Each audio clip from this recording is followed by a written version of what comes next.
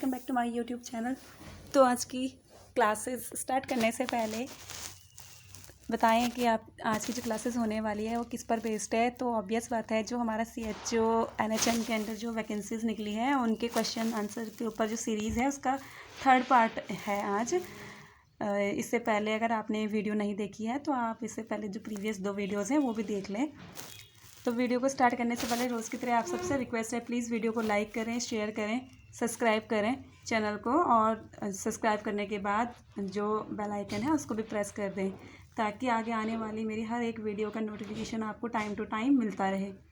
और अगर आपको इन्फॉर्मेटिव लगती है वीडियो, आपको नॉलेजेबल लगते हैं, तो अपने सजेशन मुझे ज़रूर देते रहें, अपने आइडियाज़ मेरे संग शेयर करते रहें। तो स्टार्ट करते हैं आज की वीडियो। तो क्वेश्चन नंबर फर्स्ट है, the number of new cases occurring in a defined population during a specified period of time is referred as. तो ये कह रहा है कि अगर कोई पर्टिकुलर एरिया दिया गया है, वहाँ पर पर्टिकुलर जियोग्राफिकल एरिया दिया गया है, वहाँ पर एक पर्टिकुलर टाइम पीरियड में कोई केसेस दिखने को मिल रहे हैं डिजीज़ कंडीशन के, तो उस टर्म को हम लोग क्या कहते हैं? तो उस टर्म को हम लोग बोलते हैं इंसिडेंट रेट। तो ये जो क्वेश्चन है ये हमारा कम्युनिटी हेल्थ नर्सिंग से लिया गया है। आप सबको डेथ रेट और सिकनेस रेट पता होगा कि क्या होता है, तो वैसे ही एक इंसिडेंट रेट भी होता है। जब किसी डिफाइंड पॉपुलेशन में या फिर किसी गिवन पॉपुलेशन में एक जियोग्राफिकल एरिया में एक निश्चित टाइम पीरियड में जब कोई केसेस न्यू केसेस डिजीज़ के दिखाई देने लगता है, तो उस टर्म को हम लोग क्या कहते हैं? इंसिडेंट रेट कहते हैं। सो नेक्स्ट क्वेश्चन देख लेते हैं, क्वेश्चन नंबर 2, और इसमें है myasthenia gravis is example of. Myasthenia gravis is an example of. एक मिस्थेनिया ग्रेविस वो कह रहा है किस चीज़ का एग्जाम्पल है? तो जो मिस्थेनिया ग्रेविस है वो है हमारा ऑटो इम्यून डिजीज़ का एग्जाम्पल। और मेनली जो मिस्थेनिया ग्रेविस है इसमें हमारे बॉडी का न्यूरोमस्कुलर सिस्टम क्या होता है? अफेक्ट होता है। मिस्थेनिया ग्रेविस एक ऑटो इम्यून डिजीज़ है जिसके अंदर हमारा न्यूरोमस्कुलर जो सिस्टम है वो क्या करता है? अफेक्ट होता है। तो आप लोगों ने याद रखना है, अगर मिस्थेनिया ग्रेविस से क्वेश्चन बनता है तो आपने समझ जाना है कि ऑटो इम्यून डिजीज़ के बारे में पूछ रहा है क्वेश्चन।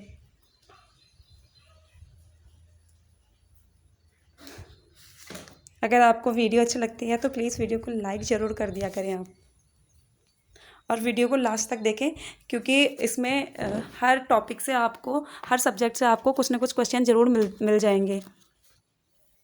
तो जो ये क्वेश्चन है मिस्थेनिया ग्रेविस, ये हमारे MSN का है, मेडिकल सर्जिकल नर्सिंग से लिया गया है क्वेश्चन ये, और ऑटो इम्यून सिस्टम के अंदर आप लोगों ने पढ़ा होगा इसको। क्वेश्चन नंबर 3 की बात करते हैं। क्वेश्चन नंबर 3 है, a women who has never been pregnant is called. A women who has never been pregnant is called, यानी कि एक फीमेल पर्सन जिसने अभी तक प्रेगनेंसी अचीव नहीं किया, ये कंसीविंग नहीं की है, तो उस टर्म को हम लोग क्या बोलेंगे? नल्ली ग्रेविडा टर्म बोलते हैं। देखिए, किसी ने प्रेगनेंसी नहीं की है ये एक अलग बात है, और कोई प्रेग्नेंट हो ही नहीं रही है, कोई कंसीविंग कर ही नहीं पा रही है, वो एक अलग टर्म है। तो इस क्वेश्चन में बोला है कि a women who has never been pregnant is called, अभी तक प्रेग्नेंट नहीं हुई है लेडी, ठीक है, तो उसको क्या कहते हैं? तो उस टर्म को हम लोग बोलते हैं nullipara. Question number 4, repetitive thought and activities which interference in routine activity of a patient is known as.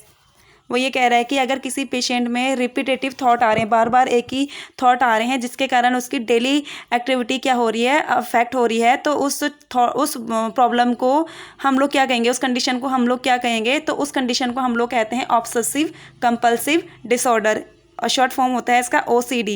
Example बता देते हैं आपको एक छोटा सा। जैसे कई बार हम लोग हॉस्पिटल में जाते हैं और हर बार हम लोग पेशेंट को छूते हैं, फाइल को छूते हैं, कोई मेडिकेशन छूते हैं, और हमारे दिमाग में एक ही थॉट बार बार चल रहा है कि अरे मुझे इन्फेक्शन तो नहीं हो जाएगा, और बार बार हम लोग क्या कर रहे हैं? हैंड वॉश कर रहे हैं, हैंड सैनिटाइज कर रहे हैं। तो उस बार बार हैंड वॉशिंग करने से क्या हो रहा है कि जो प्रॉपर हमें ट्रीटमेंट देना है पेशेंट को उसमें डिले हो जा रही है, या फिर कई जो हमारे पर्सनल वर्क हैं हम लोग वो भी नहीं कर पा रहे हैं। तो जो वो डिजीज़ वो कंडीशन होगी वो ओसीडी होगी, जिसको हम बोलते हैं ऑब्सेसिव कंपल्सिव डिसऑर्डर।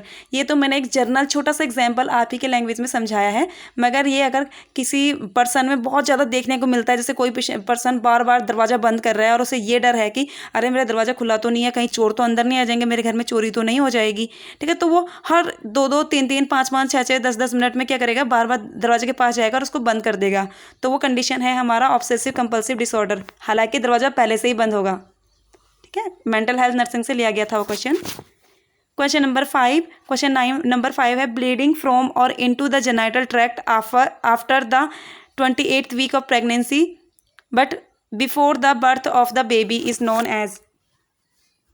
ये कह रहा है कि अगर किसी विमेन के जेनिटल ट्रैक्ट से या जेनिटल ट्रैक्ट में क्या हो रही है, ब्लीडिंग हो रही है और उसकी प्रेगनेंसी के 28 वीक कंप्लीट हो चुकी है, मगर बेबी का भी जन्म नहीं हुआ है, तो वो ब्लीडिंग जो होगी वो किसके कारण से होगी। 28 वीक ऑफ प्रेगनेंसी के बाद जब जेनिटल ट्रैक्ट में ब्लीडिंग हो रही है, जेनिटल ट्रैक्ट से ब्लीडिंग हो रही है, मगर बेबी के जन्म नहीं हुआ है, तो उस ब्लीडिंग का जो कॉज होगा, जो उसको हम लोग बोलेंगे, उसे बोलेंगे एंटीपार्टम हेमरेज, APH। और एंटीपार्टम हेमरेज से बहुत सारे क्वेश्चन बनते हैं। इससे पहले भी कुछ क्वेश्चन एंटीपार्टम हेमरेज से पूछे गए थे, जो इससे प्रीवियस वीडियोज़ में हैं, आप लोग देख लें वहाँ से। APH क्वेश्चन पूछा ही जाता है मोस्ट ऑफ एग्जाम्स में, आप लोगों के वाइवा में भी पूछा जाएगा ये। ठीक है, तो APH भी 2 कारणों से होता है, प्लेसेंटल बैरियर के कारण से होता है। इसमें आता है 2 कंडीशन, एब्रेप्शियो प्लेसेंटा और प्लेसेंटा प्रीविया। क्वेश्चन नंबर 6 देख लेते हैं, तो इसमें है constant phase of menstrual cycle is. आप लोगों ने मेंस्ट्रुअल साइकिल पढ़ा होगा, OBG का क्वेश्चन है ये भी। Menstrual cycle female reproductive system में आपने पढ़ा होगा, यूनिट नंबर 1, 2 जो भी है इसका। तो बोल रहा कि मेंस्ट्रुअल साइकिल का जो फेजेस होते हैं उसमें से कौन सा फेज ऐसा है जो कांस्टेंट है, तो इसका करेक्ट आंसर है लुटियल फेज। लुटियल फेज क्या है, मेंस्ट्रुअल साइकिल में कांस्टेंट फेज के नाम से जाना जाता है।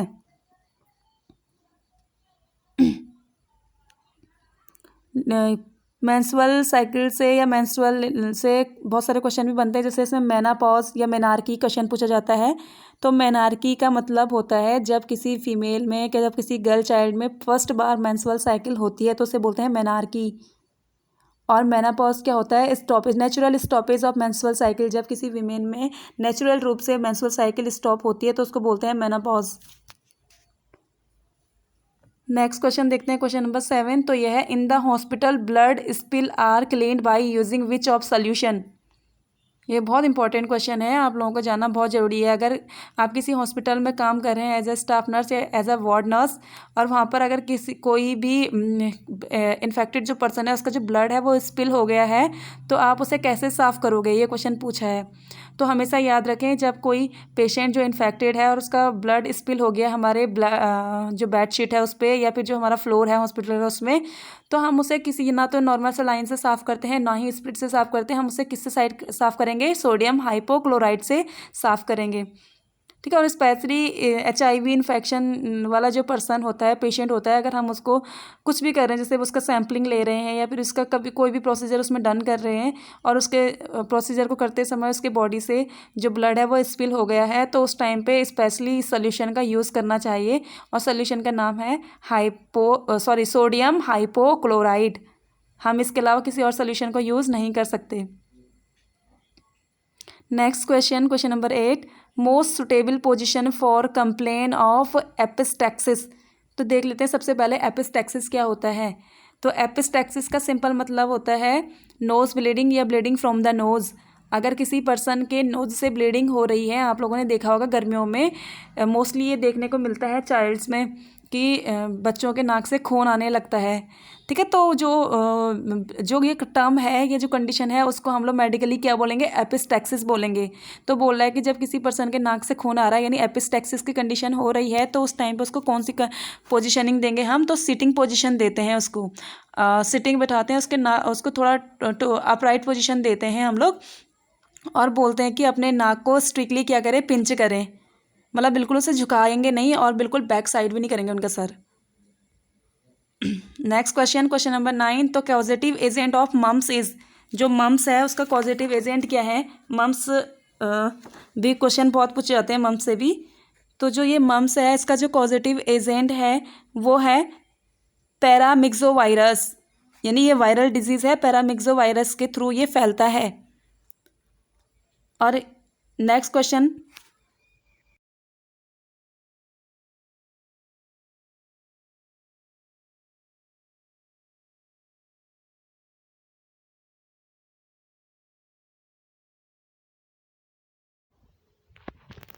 नेक्स्ट क्वेश्चन है BCG should be dilute with, जो बीसीजी वैक्सीन है उसको कौन से सोल्यूशन के संग हम लोग डाइल्यूट करते हैं, किस चीज़ के संग हम डाइल्यूट करते हैं?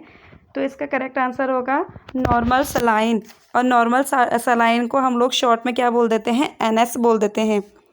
बहुत सारे हमारे आईवी फ्लूइड्स होते हैं हॉस्पिटल के अंदर, आपने देखा होगा किसी में एनएस लिखा होता है, किसी में डीएनएस लिखा होता है, किसी में आरएल लिखा होता है। तो एनएस का मतलब होता है नॉर्मल सलाइन, डीएनएस का मतलब होता है डेक्सट्रोस नॉर्मल सलाइन, और आरएल का मतलब होता है रिंगर लैक्टोस। तो जो हमारा बीसीजी वैक्सीन है उसमें उसको हम लोग नॉर्मल सलाइन यानी कि एनएस के साथ क्या करते हैं? डाइल्यूट करते हैं। बीसीजी कौन से रूट से दिया जाता है, किस टाइप की वैक्सीन है, ये मैं प्रीवियस वीडियो में समझा चुकी हूँ, तो वीडियो में लास्ट तक बने रहें।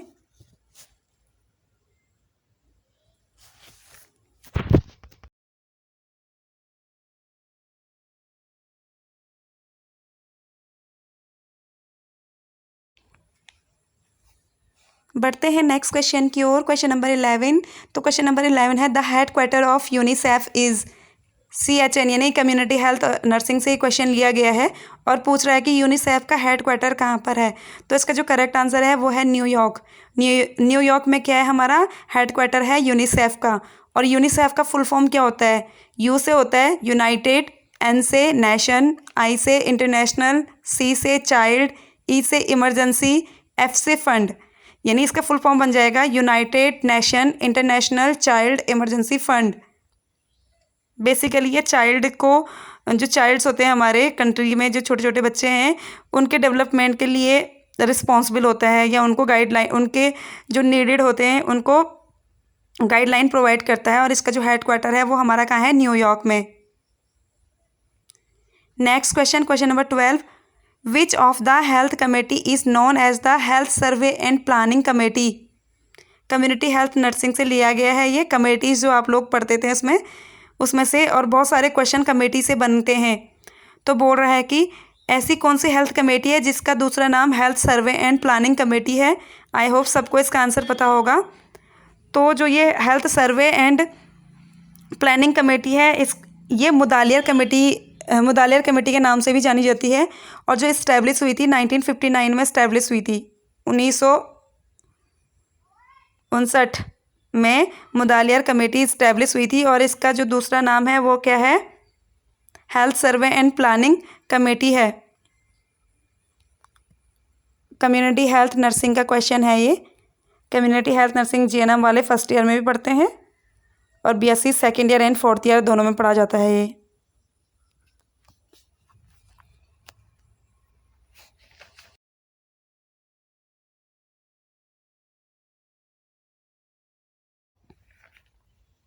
नेक्स्ट क्वेश्चन है question number 13। Which of the health committee is known as the integration of health services, यानी कि ऐसी हेल्थ कमेटी जिसको हम लोग इंटीग्रेशन ऑफ हेल्थ सर्विसेज के नाम से भी जानते हैं, तो वो कौन सी कमेटी है? तो इसका आंसर है जंगलवाला कमेटी। जंगलवाला कमेटी है जो 1963 में इस्टेब्लिश हुई थी, या स्टार्ट की गई थी, या इंट्रोड्यूस करवाया गया था इसको। और इसका जो मेन फोकस था, ये उद्देश्य था, वो था सेम पे फॉर सेम वर्क, मतलब कि समान कार्य के लिए समान वेतन दिया जाना चाहिए। इसके ऊपर इन्होंने वर्क फोकस किया था जंगलवाला कमेटी ने। 1963 में आया था ये, और इसका दूसरा नाम है इंटीग्रेशन ऑफ हेल्थ सर्विसेज। आपसे इंटीग्रेशन ऑफ हेल्थ सर्विसेज भी पूछा जा सकता है और जंगलवाला कमेटी भी पूछा जा सकता है, तो दोनों नाम पता होना चाहिए।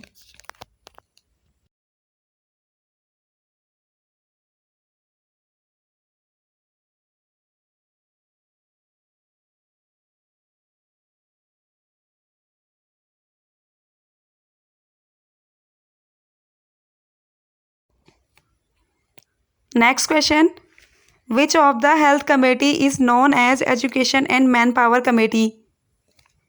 कमेटी है, ऑब्वियस बात है, कम्युनिटी हेल्थ नर्सिंग का क्वेश्चन है।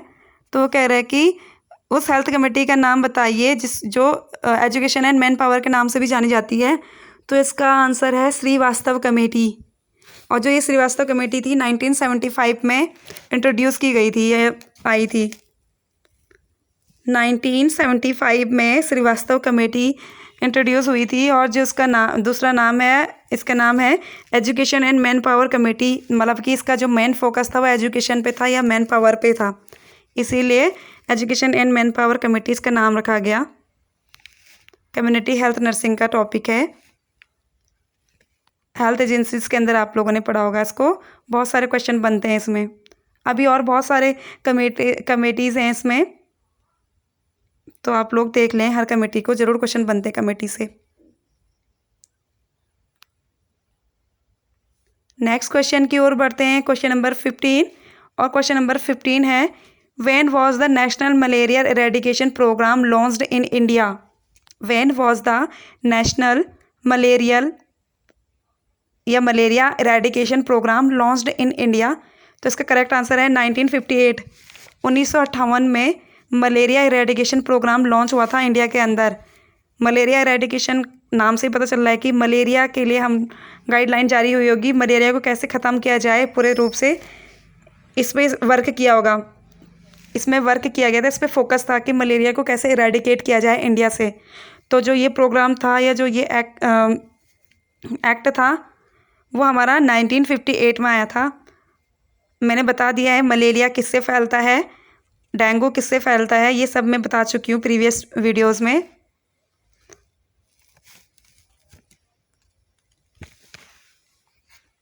Next question, question number 16। Which vaccines are most heat sensitive vaccines? ऐसी कौन सी वैक्सीन्स हैं जो हीट सेंसिटिव होती हैं? तो 3 वैक्सीन होती हैं mostly, polio, BCG and measles. Polio, BCG and measles, जो ये 3 वैक्सीन होती हैं वो क्या है, हमारी हीट सेंसिटिव वैक्सीन्स होती हैं। मगर अगर हम कंपैरेटिव करें, कंपैरिजन देखें, तो पोलियो सबसे ज़्यादा क्या होता है, हमारा हीट सेंसिटिव वैक्सीन्स होती हैं। आप लोगों ने कोल्ड चेन पढ़ा होगा ना, वैक्सीन कैरियर्स वगैरह, तो उसमें भी आप लोगों ने हल्का फुल्का इसका जिक्र सुना होगा। ठीक है, तो अगर आपसे कभी क्वेश्चन पूछें कि वो कौन सी वैक्सीन है जो हमारी हीट सेंसिटिव होती है, तो आप लोगों ने तीनों का नाम देना है, पोलियो, बीसीजी एंड मीजल्स। मगर अगर आपसे कभी ये पूछा जाता है कि सबसे ज़्यादा इन तीनों में से भी सबसे ज़्यादा हीट सेंसिटिव कौन सी वैक्सीन है, तो आप लोगों का आंसर होगा पोलियो।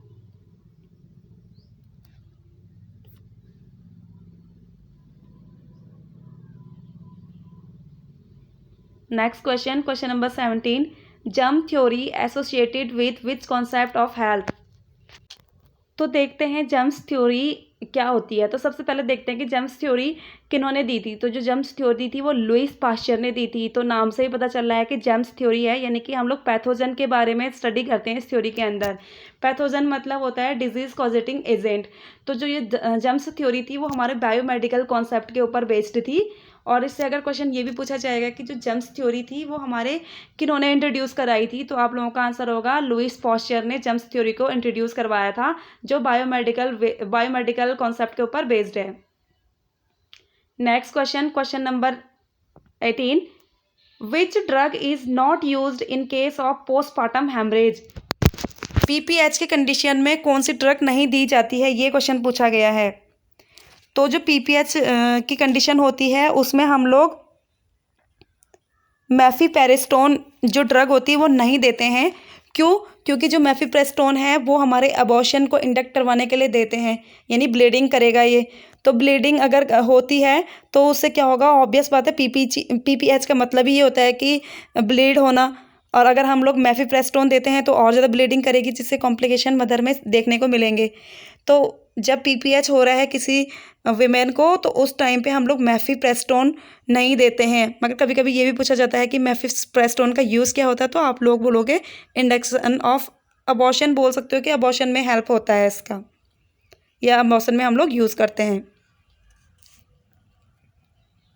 सो क्वेश्चन नंबर 19 है, after how many period of pregnancy can the fetal heart sound should be listen from the fetoscope? OBG का क्वेश्चन है, पूछा है कि अगर कोई लेडी है जिसको प्रेगनेंसी को कितने टाइम बाद हम उसके बेबी की हार्ट साउंड को सुन सकते हैं, किसकी हेल्प से? फीटल स्कोप से।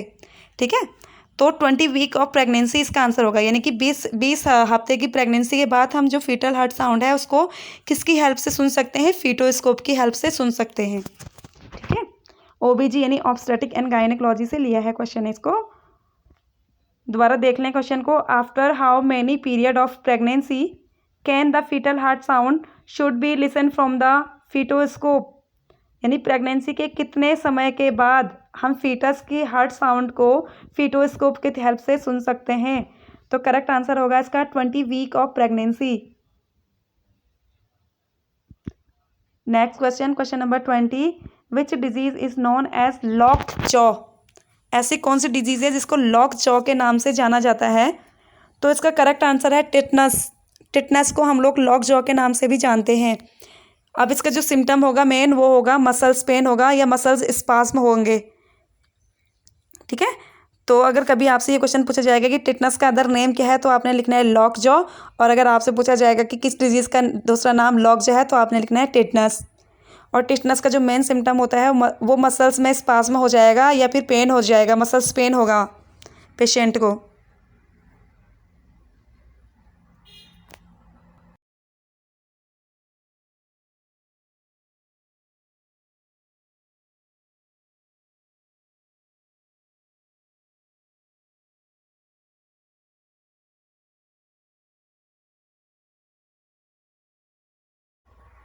नेक्स्ट क्वेश्चन की ओर बढ़ते हैं। Question number 21।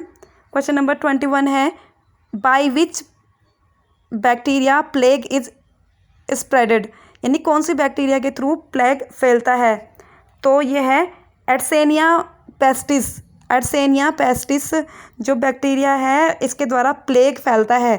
जो ये प्लेग है वो हमारा क्या है? जूनोटिक प्रॉब्लम है। एक जूनोटिक प्रॉब्लम का मतलब होता है कि ऐसी परेशानियां जो जानवरों से इंसानों में फैलती है, यानी कि एनिमल से ह्यूमंस में ट्रांसमिट होती है। तो प्लेग इसका एक आंसर है। जीनोटिक पूछा जाएगा कि जीनोटिक डिजीज़ का एक एग्जाम्पल दें, तो आप लोगों का आंसर होगा प्लेग। और प्लेग क्या होता है? हमारे रैट्स के थ्रू हमारे मैंस में फैलता है, यानी ह्यूमंस में फैलता है। तो जो रैट हैं वो क्या है? हमारे एनिमल्स हैं, और इंसान में फैलना तो वो ह्यूमन है, मतलब इंसान है। ठीक है, तो जूनोटिक डिजीज़ मतलब जो डिजीज़ जो परेशानी एनिमल से ह्यूमन में ट्रांसमिट होती है। Next question, question number 22, by which test detect tuberculosis, यानी कि किस टेस्ट से ट्यूबरक्लोसिस का पता चलता है, टीबी का पता चलता है? तो मेंटस टेस्ट के थ्रू हम लोग ट्यूबरक्लोसिस को डिटेक्ट करते हैं, जिसको मोन्टेक्स टेस्ट भी बोलते हैं सिंपल लैंग्वेज में। मेंटस टेस्ट के थ्रू हम लोग क्या करते हैं? ट्यूबरक्लोसिस यानी टीबी का पता लगाते हैं। और ट्यूबरक्लोसिस ज़रूर आप लोग ज़रूर देख लें इसकी एपिडेमियोलॉजी एक बार, क्योंकि इससे बहुत सारे क्वेश्चंस आते हैं ट्यूबरक्लोसिस से। मैंने टेस्ट बता दिया है इसका, ट्यूबरक्लोसिस से इसका कॉजेटिव एजेंट बता दिया है, और किस कारण से ये फैलता है वो भी मैं आपको बता चुकी हूँ। साइनम सिम्टम भी मैं इसको बता चुकी हूँ कि ट्यूबरक्लोसिस के साइनम सिम्टम क्या होते हैं, इससे प्रीवियस वीडियोज़ में। So thank you so much guys for your love and support. हमेशा के लिए आपने सपोर्ट किया है मुझे, उसके लिए बहुत बहुत थैंक यू सो मच। और आप सबसे रिक्वेस्ट है, प्लीज़ वीडियो को ज़रूर लाइक करें अगर आपको वीडियो पसंद आती है। सब्सक्राइब करें चैनल को, बेल आइकन को प्रेस करना ना भूलें। और अगर आपको वीडियो इन्फॉर्मेटिव लगती है तो अपने रिलेटिव, अपने नॉन टू के साथ और अपने फ्रेंड्स के संग भी शेयर कर दें। Thank you so much guys. Stay happy, stay safe, stay blessed, always keep smiling guys.